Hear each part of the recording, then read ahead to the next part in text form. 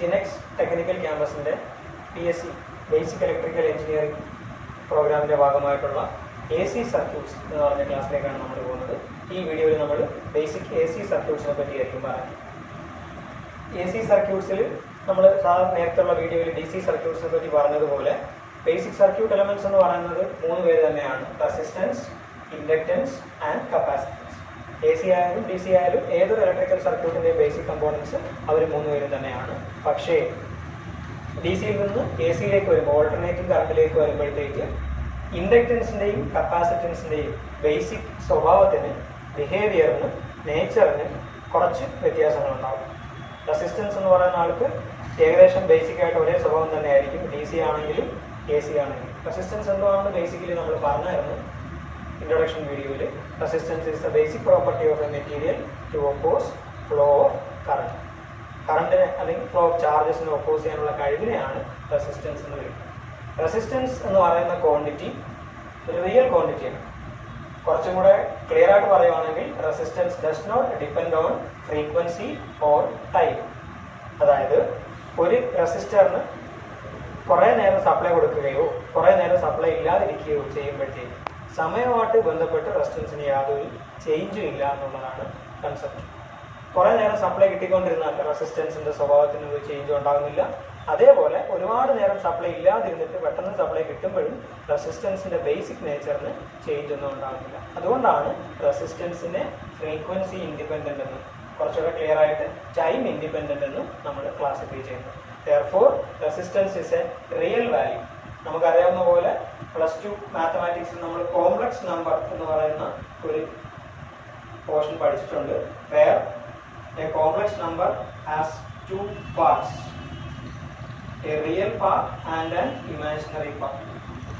റെസിസ്റ്റൻസിന്റെ വാല്യൂ എപ്പോഴും real value ആയിരിക്കും. ബിക്കോസ് സമയം എന്ന് പറഞ്ഞ ആളുമായിട്ട് ബന്ധപ്പെട്ട് റെസിസ്റ്റൻസിനൊരു കൺസിഡറേഷൻ ഇല്ല എന്നുള്ളതുകൊണ്ടാണ്. രണ്ടാമത്തെ പോർഷൻ, രണ്ടാമത്തെ 2 സർക്യൂട്ട് എലമെന്റ്സ്, ഇൻഡക്റ്റൻസും കപ്പാസിറ്റൻസും, സ്വഭാവത്തിലും പ്രോപ്പർട്ടീസിലും അവർക്ക് വ്യത്യാസമുണ്ടെങ്കിലും ബേസിക് നേച്ചറിൽ സമയവുമായിട്ട് ബന്ധപ്പെട്ടോ ഫ്രീക്വൻസി ആയിട്ട് ബന്ധപ്പെട്ടോ നമ്മൾ പരിശോധിക്കുമ്പോഴത്തേക്ക് ഇൻഡക്റ്റൻസും കപ്പാസിറ്റൻസും ബോത്ത് ആർ ഫ്രീക്വൻസി ഡിപ്പെൻഡന്റ്. അതായത് ഫ്രീക്വൻസി ഉള്ള കേസുകളിൽ, കുറച്ചുകൂടെ ക്ലിയർ ആയിട്ട് പറഞ്ഞാൽ ഓൾട്ടർനേറ്റിംഗ് കറണ്ടിന്റെ കേസുകളിൽ കുറച്ചും കൂടെ പ്രോമിനന്റ് ആണ് ഇൻഡക്റ്റൻസിന്റെയും കപ്പാസിറ്റൻസിന്റെയും എഫക്റ്റ്. DC സർക്യൂട്ട്സിൽ ഫ്രീക്വൻസി എന്ന് പറഞ്ഞ സംഗതി ഇല്ലായിരുന്നു. പ്യുവർ DC എന്ന് പറയുന്ന ആളുടെ ഫ്രീക്വൻസി പ്രാക്ടിക്കലി 0 ആണ്. കാരണം ഒരിക്കലും DCയുടെ വേവ് 0-നെ ക്രോസ് ചെയ്യുന്നില്ല. ടൈമിനനുസരിച്ച് ഒരു DC വേവിനെ വരയ്ക്കാമെങ്കിൽ അത് 0-നെ ക്രോസ് ചെയ്യാത്തതുകൊണ്ട് തന്നെ പോസിറ്റീവ് ഹാഫ് സൈക്കിൾ എന്നോ നെഗറ്റീവ് ഹാഫ് സൈക്കിൾ എന്നോ പറയാൻ പറ്റുന്നില്ല. പക്ഷേ നമ്മൾ കഴിഞ്ഞ വീഡിയോയിൽ ഒരു ഓൾട്ടർനേറ്റിംഗ് കറണ്ടിന്റെ വേവ് ഫോം കണ്ടിരുന്നു. കഴിഞ്ഞ വീഡിയോ റെഫർ ചെയ്താൽ കാണാം. ആ വീഡിയോയിൽ ഓൾട്ടർനേറ്റിംഗ് കറണ്ടിനെ പറ്റി കാണിച്ചിരുന്ന ആ വേവ് ഫോമിൽ കൃത്യമായിട്ട് കാണാൻ പറ്റുന്നുണ്ട് പോസിറ്റീവ് ഹാഫ് സൈക്കിളും നെഗറ്റീവ് ഹാഫ് സൈക്കിളും ഉണ്ട്. അപ്പം ഫ്രീക്വൻസി എന്ന് പറഞ്ഞൊരു സംഗതി ഡിഫൈൻഡ് ആണ് AC, പക്ഷേ DCക്ക് ഫ്രീക്വൻസി ഡിഫൈൻഡ് അല്ല. അപ്പോൾ AC-യിലുള്ള കമ്പോണൻസിൽ ഈ 2 പേര്, ഇൻഡക്റ്റൻസും കപ്പാസിറ്റൻസും, both are frequency dependent elements. അവരെ വെറുതെ ഫ്രീക്വൻസി ഡിപ്പെൻഡന്റ് എലമെന്റ്സ് എന്ന് പറഞ്ഞതല്ല. എന്തുകൊണ്ടാണ് ഫ്രീക്വൻസി ഡിപ്പെൻഡന്റ് എന്ന് പറയാൻ കാരണം അവരുടെ ടൈം ഡിപ്പെൻഡൻസിയാണ്. ടൈം ഡിപ്പെൻഡന്റ് എന്ന് പറഞ്ഞാൽ ഒരു ഇൻഡക്ടറിന് അല്ലെങ്കിൽ ഒരു കപ്പാസിറ്ററിന് കുറേ നേരം ഒരു സപ്ലൈ കിട്ടുവാണെങ്കിൽ for a considerable amount of time എന്ന് പറയണം, കൃത്യമായിട്ട് പറയണം. If for a considerable amount of time a supply is given to a inductor or capacitor, they will show another behaviour. നേരത്തെ ഉണ്ടായിരുന്ന സ്വഭാവം ആയിരിക്കത്തില്ല അവർക്ക്. അതുപോലെ കുറേ നേരം for a considerable amount of time if no supply is given and suddenly a supply is given, അങ്ങനെ സംഭവിച്ചാലും അവരുടെ ബേസിക് സ്വഭാവത്തിന് ചില മാറ്റങ്ങൾ ഉള്ളതായിട്ട് കാണുന്നുണ്ട്. കുറേ നേരം സപ്ലൈ കിട്ടിക്കൊണ്ടിരുന്നാലും കുറേ നേരം ഇലക്ട്രിക്കൽ സപ്ലൈ ഇല്ലാതിരുന്നാലും, സപ്ലൈ എന്ന് ഉദ്ദേശിക്കുന്നത് ഇലക്ട്രിക്കൽ സപ്ലൈ ആണ്, കിട്ടിക്കൊണ്ടിരുന്നാലും കുറേ നേരം സപ്ലൈ ഇല്ലാതിരുന്നാലും അങ്ങനെയുള്ള അവസരങ്ങളിൽ അവരുടെ സ്വഭാവം രണ്ട് സമയത്തിന് 2 സ്വഭാവമാണ്. പക്ഷേ റെസിസ്റ്റൻസിന് കുറേ നേരം സപ്ലൈ കിട്ടിയാലും കുറേ നേരം സപ്ലൈ കിട്ടിയില്ലെങ്കിലും, സപ്ലൈ ഉണ്ടെങ്കിലും ഇല്ലെങ്കിലും എല്ലാം റെസിസ്റ്റൻസിന്റെ ബേസിക് പ്രോപ്പർട്ടിയിൽ അധികം മാറ്റമില്ല. പക്ഷേ ഇൻഡക്റ്റൻസിനും കപ്പാസിറ്റൻസിനും ആ മാറ്റമുണ്ട്. കാരണം both inductance and capacitance are energy storage elements. Electrical energy store ചെയ്യാൻ കഴിവുള്ള എലമെന്റ്സ് ആണ് ഇൻഡക്റ്റൻസും കപ്പാസിറ്റൻസും. ബട്ട് റെസിസ്റ്റൻസ് എന്ന് പറയുന്ന ആൾക്ക് എനർജി സ്റ്റോർ ചെയ്യാനുള്ള കഴിവില്ല. It is basically an energy dissipating element. Energy എങ്ങനെയെങ്കിലും പുറത്തോട്ട് കളയുന്ന ഒരു എലമെന്റ് മാത്രമാണ് റെസിസ്റ്റൻസ്. ആ കാര്യങ്ങളെ പറ്റി പ്രോബ്ലമാറ്റിക് ആയിട്ടുള്ള കാര്യങ്ങൾ ഡിസ്കസ് ചെയ്യുന്ന ക്ലാസ്സിലൂടെ നമുക്ക് വരാം. റെസിസ്റ്റൻസ് എങ്ങനെയാണ് എനർജി ഡിസിപ്പേറ്റ് ചെയ്യുന്നതിനുള്ള കാര്യത്തിലൂടെ. തൽക്കാലം അറിയേണ്ട കാര്യം inductance and capacitance both are frequency dependent. ചുരുക്കം പറഞ്ഞാൽ in A DC circuit resistance മാത്രമേ എക്സിസ്റ്റ് ചെയ്യുള്ളൂ. To oppose change in current in a DC circuit, the only quantity present is resistance. But in an AC circuit, ഈ മൂന്ന് പേരും current ഫ്ലോവിനെ oppose ചെയ്യാനോ current ഫ്ലോയ്ക്കെതിരെ പ്രതികരിക്കാനോ മൂന്ന് പേരും കാണും. ആ രണ്ടുപേരുടെ പ്രതികരണം, ഇൻഡക്റ്റൻസിന്റെയും കപ്പാസിറ്റൻസിന്റെയും കറണ്ട് ഫ്ലോയോടുള്ള പ്രതികരണത്തിന് നമ്മൾ വിളിക്കുന്ന ആ റിയാക്ഷനെ നമ്മൾ വിളിക്കുന്നത് റിയാക്റ്റൻസ് എന്നാണ്.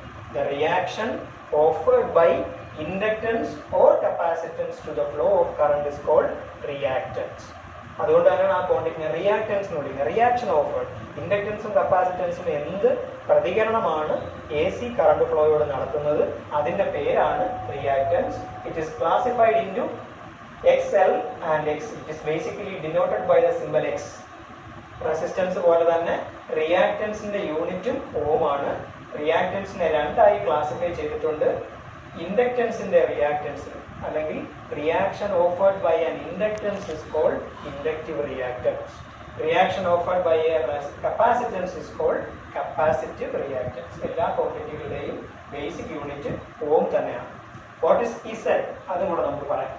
ഇംപിഡൻസ് എന്നാണ് ആ ക്വാണ്ടിറ്റിയുടെ പേര്. ഇസെഡ്, ക്യാപിറ്റൽ ഇസെഡ് വെച്ച് ഡിനോട്ട് ചെയ്യുന്ന quantity. The total opposition offered by the components in an AC circuit is called impedance.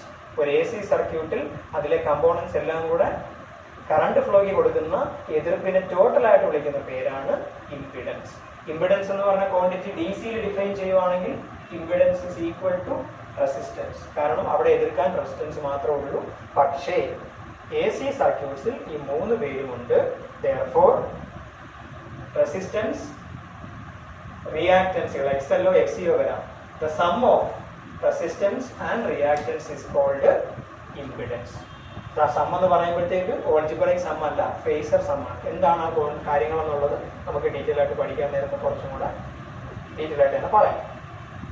ഇവരുടെ ഇക്വേഷൻസും കൂടെ ബേസിക് ആയിട്ട് നമുക്ക് പറയാം. XL എന്നുള്ള ഇക്വേഷൻ, XLന്റെ ഇക്വേഷൻ റെപ്രസെന്റേഷൻ JL ഒമേഗ, ഇതാണ് XLന്റെ ഇക്വേഷൻ.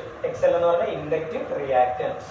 J എന്നുള്ള ക്വാണ്ടിറ്റി വരാൻ കാരണം അത് ഫ്രീക്വൻസി ഡിപ്പെൻഡന്റ് ആയിട്ടുള്ള ക്വാണ്ടിറ്റി ആയതുകൊണ്ടാണ്. റിയൽ ആക്സിസിൽ ആ ക്വാണ്ടിറ്റീസിനെ മാർക്ക് ചെയ്യാൻ പറ്റാത്തതുകൊണ്ടാണ് ജെയും കൂടെ ചേർത്ത് നമ്മൾ എഴുതുന്നത്. Okay, XL is equal to JL omega, where L is the self inductance, omega is the angular frequency. It is equal to 2 pi f. F is the normal supply frequency. Angular frequency ആണ് omega. XL ന്റെ equation JL omega. XC യുടെ equation 1 by JC omega, where omega is the angular frequency and C is the capacitance. അപ്പോൾ ഈ മൂന്ന് പേരും ചേരുന്നതാണ് ഒരു AC സർക്യൂട്ടിലെ ടോട്ടൽ എതിർപ്പ് എന്ന് പറയുന്നത്. Therefore Z is equal to R plus JX, where X can be XL or XC. ഈ പോർഷന്റെ കീഴിൽ പ്രോബ്ലമാറ്റിക് ആയിട്ടുള്ള കാര്യങ്ങൾ ചോദിച്ചിട്ടുണ്ട്. ആംഗുലാർ ഡിഫറൻസുകൾ, ഇൻഡക്റ്റൻസോ കപ്പാസിറ്റൻസോ വരുമ്പോൾ വോൾട്ടേജിന്റെ കറണ്ടിന്റെ ആംഗുലാർ ഡിഫറൻസുകളും കൂടെ ഈ പോർഷൻസിന് കുറച്ചും കൂടെ ക്ലിയർ ആയിട്ട് പഠിക്കണം. ഫേസ് ഡിഫറൻസ് എന്ന് വിളിക്കും അതിനെ. അതൊക്കെ നമുക്ക് ഡീറ്റെയിൽ ആയിട്ട് മറ്റൊരു വീഡിയോയിൽ ചർച്ച ചെയ്യാം. അപ്പോൾ AC സർക്യൂട്ട്സിനെ പറ്റി പറഞ്ഞ ബേസിക് കാര്യങ്ങൾ എല്ലാവർക്കും മനസ്സിലായിട്ടുണ്ടെന്ന് വിചാരിക്കുന്നു.